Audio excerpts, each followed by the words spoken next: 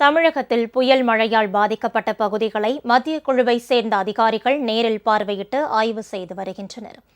பெஞ்சல் புயல் காரணமாக அதிக கனமழை பெய்ததால் கடலூர், விழுப்புரம், திருவண்ணாமலை, கிருஷ்ணகிரி, தருமபுரி, கள்ளக்குறிச்சி உள்ளிட்ட 14 மாவட்டங்களில் பெரும் பாதிப்பு ஏற்பட்டுள்ளது.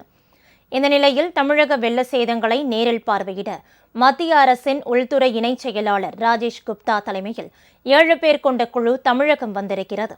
இவர்கள் 2 பிரிவாக பிரிந்து விழுப்புரம் மற்றும் கடலூர் மாவட்டங்களில் தற்போது ஆய்வு செய்து வருகின்றனர். முன்னதாக மத்திய குழுவை சேர்ந்த அதிகாரிகள் நேற்று மாலை சென்னை தலைமைச் செயலகத்தில் முதலமைச்சர் மு.க.ஸ்டாலினை சந்தித்து பேசினர்.